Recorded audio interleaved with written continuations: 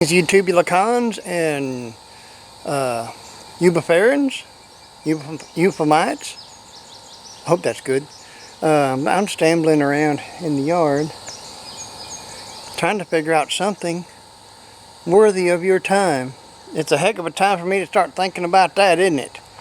But let's see what's going on today. Maybe it'll be something worth looking at. There's my TRVW7. Yeah, look who's got her butt sticking in the building. Yep, it's our old buddy Pearl. And I've got some stuff to show you and let you get. I want your advice. Of course, I need your advice. Okay.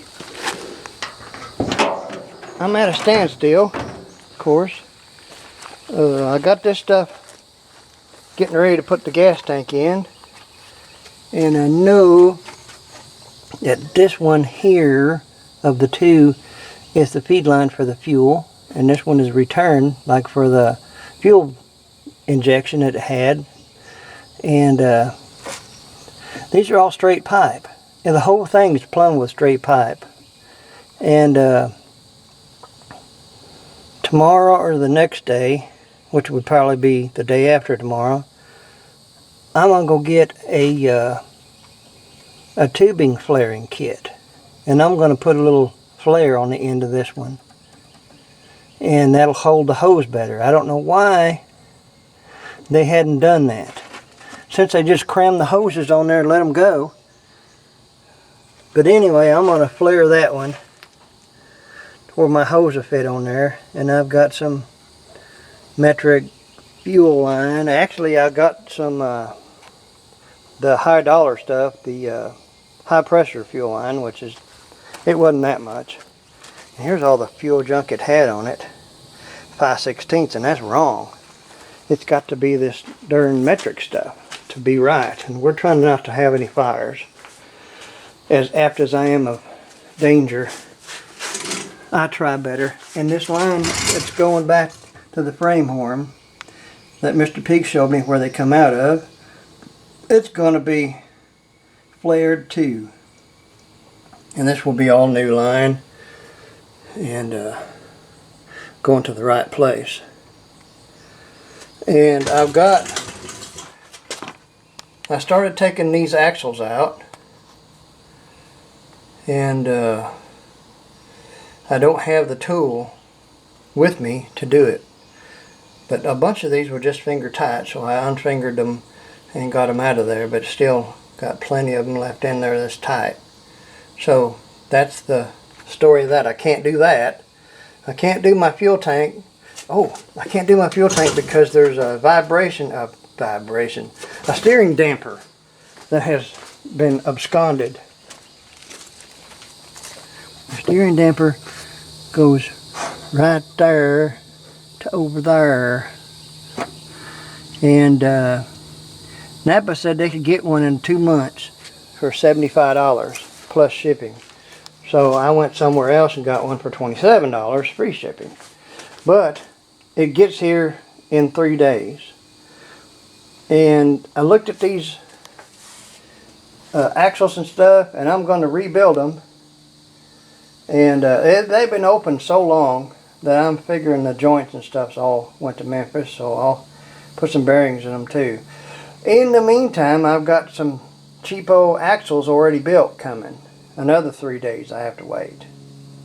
So Pearl will be stuck in here for 3 days, and I ain't worried about leaving it open, leaving the garage open, because, well, the one worry I have is somebody coming in here and putting more junk in here. I ain't worried about them getting anything. This is ready to go. Here's a line that I have. I usually use big truck brake line, but I'm using this stuff because this is what I got and it moves good. I'm going to flare it. Now I've got it in yanner, and I'm going to pull it out of there and flare it. Even the fuel pump has got a little, where is it? Even the fuel pump's got a little knot on the end of it. So why not have the fuel line have a knot on the end of it? I think that's a good idea. But I don't know how many other people do that. But this boy's going to do it. And I put a rubber that goes through there, and I'm going to put a fuel filter up under in there, bolted to the body or something, secured pretty good. And I'm going to put another one under the gas tank, so it'll have double filtration. Now if the little fuel pump don't suck enough, I'll have to think something else, but I'm going to do that first and then regroup later if it doesn't work. See, that's the plans that I can think of. And where the exhaust, and what kind of exhaust this is, but it was rubbing the bottom of the rear pan, so I expertly trimmed it in that crease that they have there to where it may or may not look right. But anyway, I cut it out. It's mine. What the heck? It's all bent up anyway. And that's what I did on there.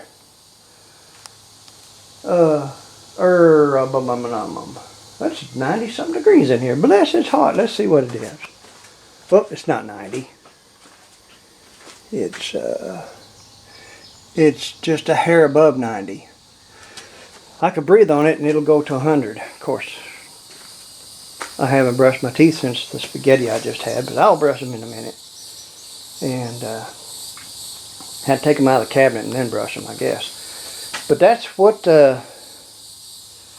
that's my little snarls today, and that's my ideas. If there's anything else I need to do, please chime in and tell me. Because I'm just doing this with what little I've got left, brain-wise. And y'all know that's not much. But boy, won't it be a dandy. And this one turns like a son of a gun. And this one here, not so much. So I got to reconnoiter what that is. Let me fall out the back door here, or the side door. So I'm going to start on the brakes first and check them and make sure it ain't the brakes. And then if I go to driving this for real,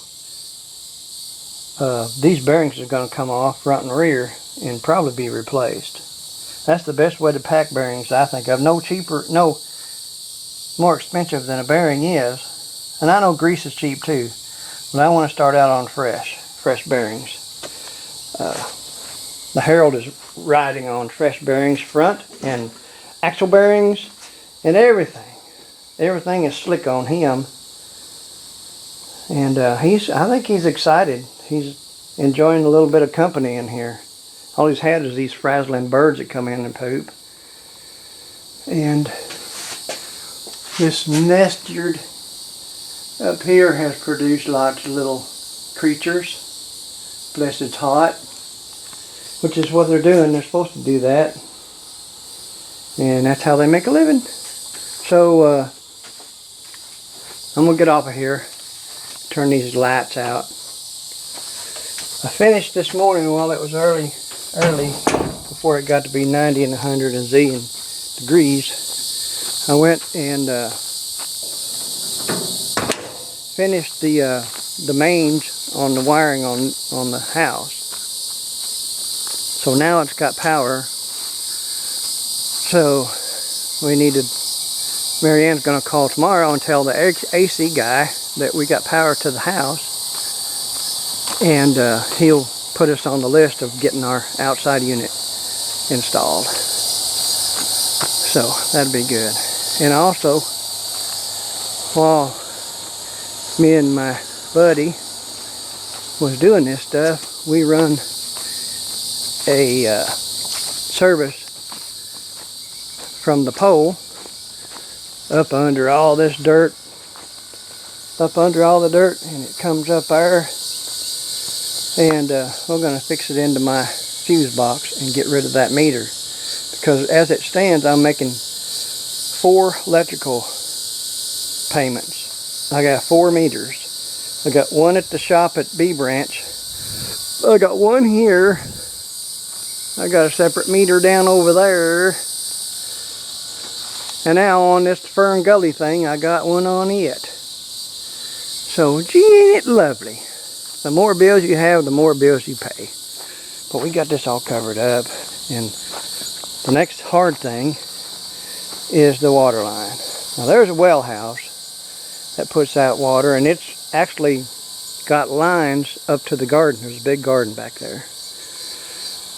And, but we hadn't fired up the well. But the receiving water is right there beside it. And we're going to take it down in this rut and into the house beside the electrical stuff. The last water line I dug was out in the outskirts of Erie, Illinois. Very eerie. And it has to be 4 foot deep out there. That's what Daddy said. To not freeze. And down here it's 20 inches. Way below the frost line. So there's a little bit of difference in stuff. Look at this red clay. Ooh, I love red clay.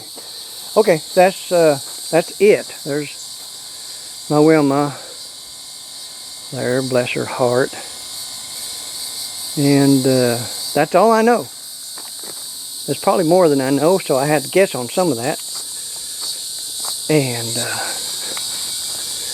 we will turn you all loose, because I know you got some stuff to do.